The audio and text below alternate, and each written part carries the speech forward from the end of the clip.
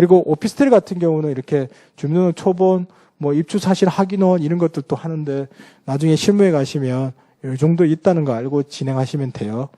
그리고 임대료 증액 제한 이런 거 있잖아요. 이런 거 다 지켜야 된다는 거. 그리고 저희가 이렇게 5% 룰이 지금 전월세 신고, 뭐 임대료 증액 지금 계약갱신 요건 행사에서 또 5%밖에 못 하잖아요.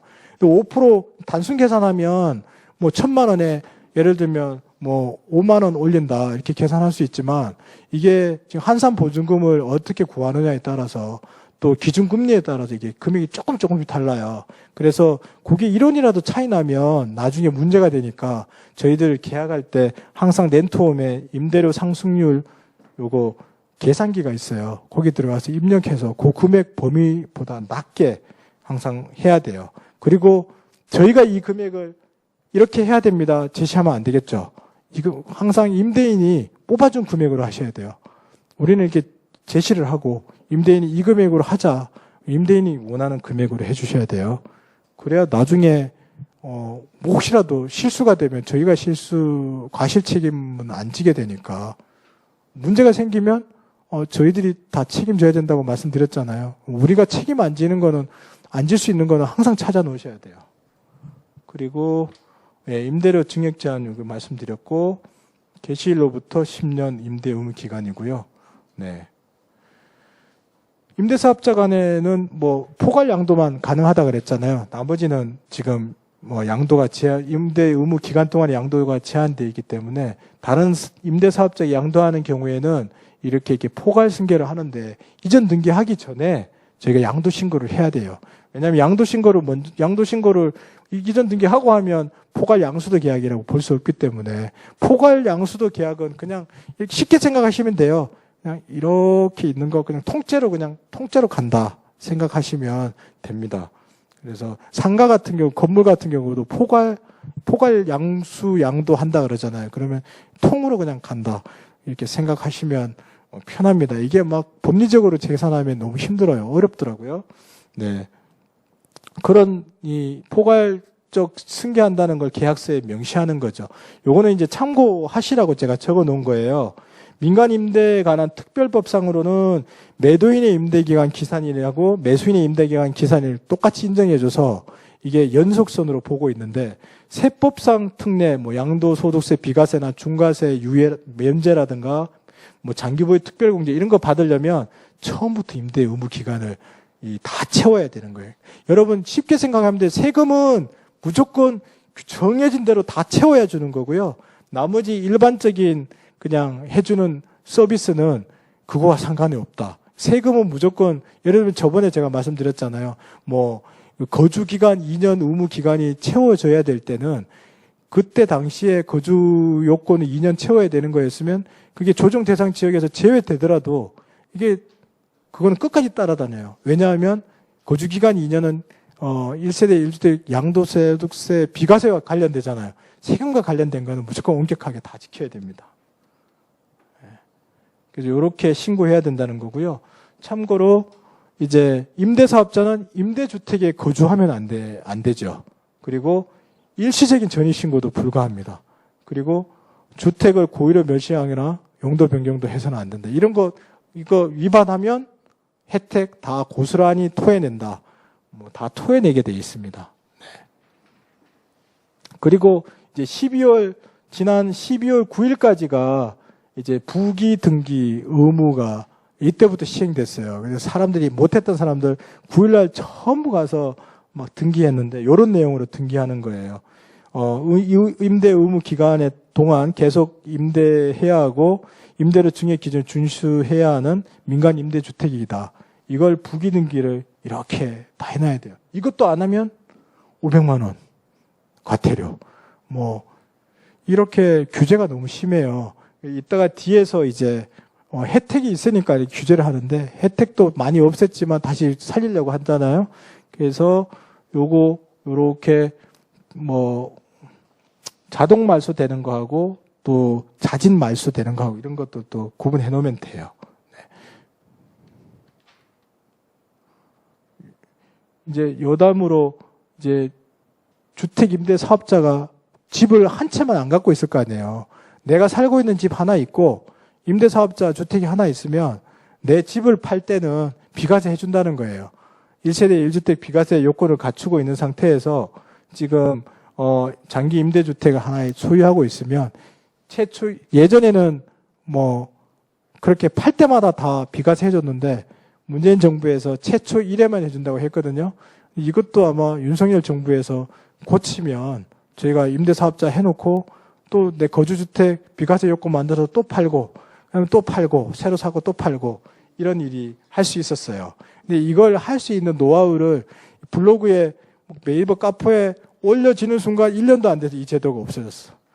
그래서 이거 보고 아마 없앨 거라 그랬는데요. 바로 없앴습니다. 그래서 이런 조건들 있습니다.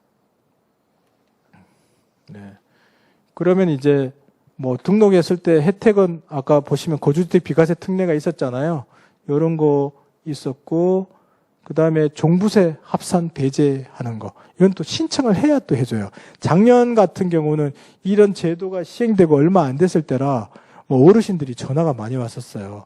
아니 나는 종부세 주택 임대사업자를 갖고 있는데 왜 종부세가 나왔냐. 내가 살고 있는 주택 하나만 하면 안 나와야 되잖아요. 세금이 나왔어. 근데 우리 공인중개사가 이런 내용을 알고 있으면 합산 배제 신청을 안 했기 때문에 나왔을 겁니다. 가셔서 찾아가셔가지고 나는 주택 임대 사업자가 있다. 합산 배제 신청하러 왔다. 그러면 빼줄 겁니다. 그러고 뭐 다녀오셔가지고 덕분에 종부세 안 내게 됐다고 그러죠. 세금은 그냥 우리가 가만히 있으면 안 돌려주더라고요. 안 돌려줘요. 그냥 이렇게 배제 신청하도록 만들어 놨습니다. 그래서 이 신청하면 다 구제가 됐습니다. 예. 여기 보시면 임대사업자 등록하고 기준시가 6억 원 이하 주택을 임대사업자로 등록해야 되겠죠. 이런 조건이 되면 됩니다. 종부세 합산 배제 적용이 안 되는 거는 사실은 조정 대상 지역 주택이고 9월 14일 이후 취득한 주택을 임대주택으로 등록한 경우에는 또 합산 배제 적용을 안 해줬어요. 이런 게 뭐 날짜별로 너무 많아서 제가 이렇게 메모해놓고 상담해주면 좋은데 근데 항상 전제가 있죠. 세무는 세무사에게 확인하시라고 그러고 세무사는 또 자기는 말해놓고는 세무서에 가서 꼭 물어보라 그래요. 그래서 또 세무서에 가면 우리는 말일 뿐이고 또 어떻게 국세청에 또 전화해서 질의 해시를 받으라고 해요. 전부 다 책임지는 사람이 아무도 없어요. 그러니까 뭐 세금 내야 될 사람만 뭐 방방 떠요. 근데 제일 믿을 사람이 공인중개사라고 와가지고 하는데 우리 말 믿으면 안 되잖아. 또 세금 또 나오면 또 우리 때문에 그랬다 그러면 안 되니까 99% 맞더라도 무조건 다시 세무사하고 확인 꼭 시켜야 돼요. 저희도 틀릴 경우가 많잖아요. 예.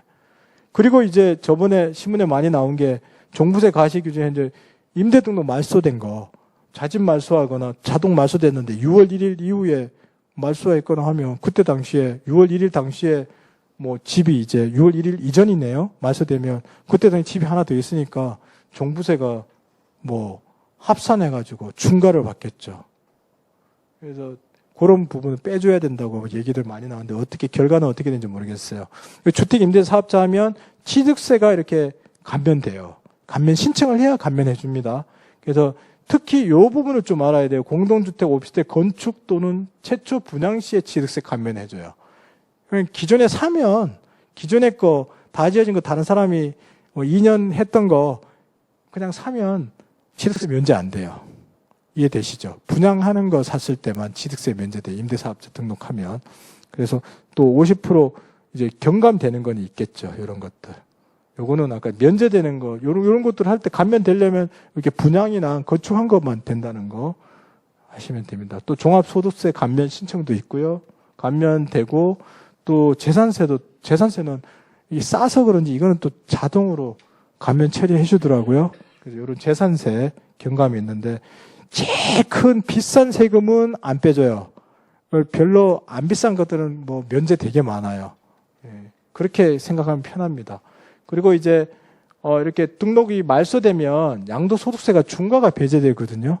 근데 대부분 잘못 알고 계신 분들도 있는데 비과세 되는 걸로 알고 있는 분들도 있더라고요. 비과세 되는 영역이 있을 것 같은데 하여튼 양도세 중과가 배제돼요.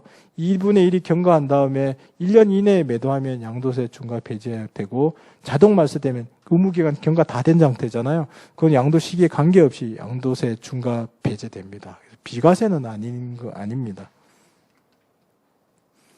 요런 거 이제 시행령 시행규칙 보면 요렇게 다 해야 된다는 거죠. 아까 다 말씀드린 것들을 다 의무를 다 준수했을 때 임대사업자들이 혜택을 받는다는 거고요. 또 부기등기 의무, 또 정보 제공 의무 이런 것들 다 해야 된다는 겁니다. 자, 이렇게 했을 때 임대차가 다 되는 거예요.